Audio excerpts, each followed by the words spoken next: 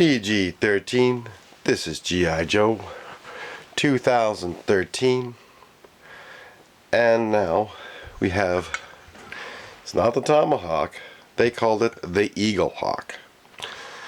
And well, we have looked at both the Tomahawk and Eaglehawk before.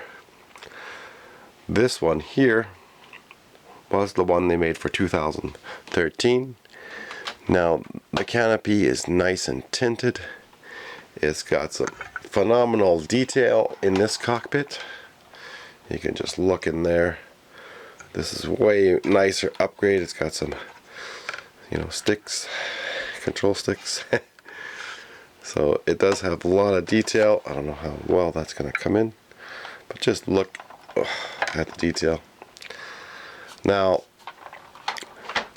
the real, there's nice upgrades to this, but there's also real bad design for the rotors and the rotor blades. They are super flimsy. I usually just pull them out and then invert them, and then that way you can keep your blades from bending so much. And you just pull them out like that from time to time, and then or you can hang this upside down and then re-hang it again. But it's just real crappy design, because when you go to spin the rotors, these blades also, they'll fold in, and that's the other bad part. You go to spin it, like the back one here, and then the blade moves. so the blades do not stay in place. They don't have a good locking mechanism. It's really shoddy design. If they would have made these thicker, they would have actually been more durable. They should have designed the blade, even if it's leveled, layered, or just thicker plastic overall is what you needed. Because the other Tomahawk, the blades don't bend or droop as much compared to this version. And I guess, they weren't keeping longevity in mind when they, made this. Another huge drawback in this is the seats are not removable. I mean, it defeats the whole purpose of your helicopter. You want to have seats that you can remove, so then if you want to put a stretcher in there. They do have the 5 seats, but again, it is just not practical. It does have real nice missiles, so these are way more detailed than the original, but again, they cheaped out, they hollowed out these missiles, so that looks just horrible. But a cool thing here is, these little cannons, they do move. There is no back pegs, so you can pretty much put anyone in there and they're not going to stay in position, because they're just going to end up moving, falling out. There's no way to hold the figure in place. Oh. It does have the tow hook, and this design is different from the other one, because if this breaks, then how are you supposed to replace it? Does this pop apart? Oh, we almost lost Snake Eyes.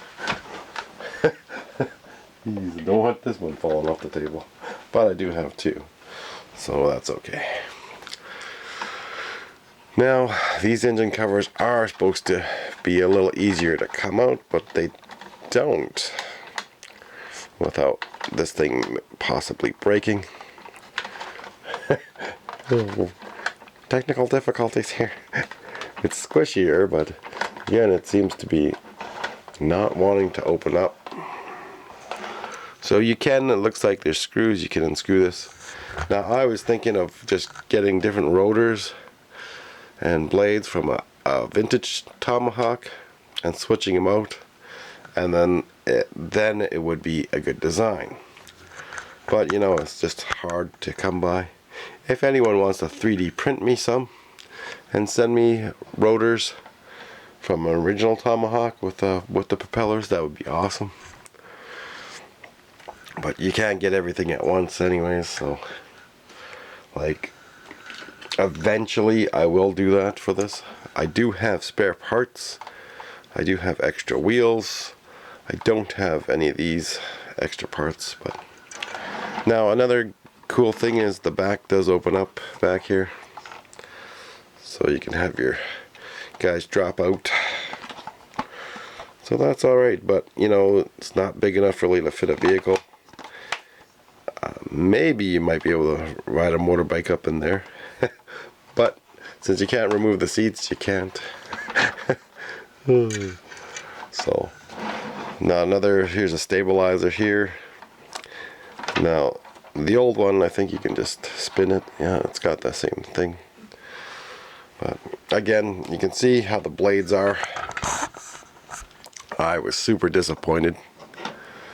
Now the vintage one, these covers are removable, whereas this one is not. So the back covers are not removable. Overall, it's a pretty nice chopper, other than the main fail design. It's got the cool Gatling gun, laser cannons, or smoke grenades, whatever they wanted to fire. But there might be a trick to trying to open this. Maybe oh, there you go. So you push up on this. I never got to do that in the other one. You push up on that one, and then you can open up to get to your engine.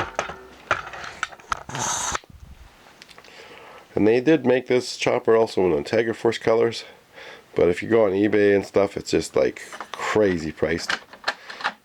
So, oh, we figured out how to open this up without breaking it. Now will it close? I don't know. Having more technical difficulties.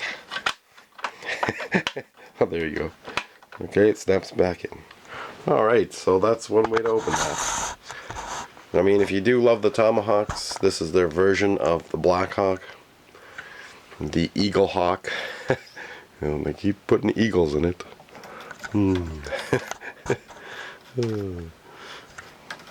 Well, Eagle Force. Our Eagle Force chopper. Alright, so the vintage one that I picked up a long time ago, I'm going to have to get a second one, just because I guess the guy I bought it off of, her kid, you know, colored it with markers. There might be a way to remove that. Goo-Gone, I saw something somebody told me. But, or just spray paint the whole thing black. Might give it some more stability. And I have replaced this because the tabs on these always break, so unless you squeeze it and then push it in. So I have replaced my glass on this one. As you can see, the missiles are not as detailed, but you know, like the wench for this one is removable, so you can, you know, slide this in and out. And it has removable seats. That's the whole point of your helicopter, is to make it multi-use.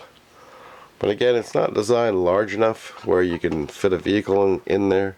You might be able to fit a motorcycle without a sidecar laying down.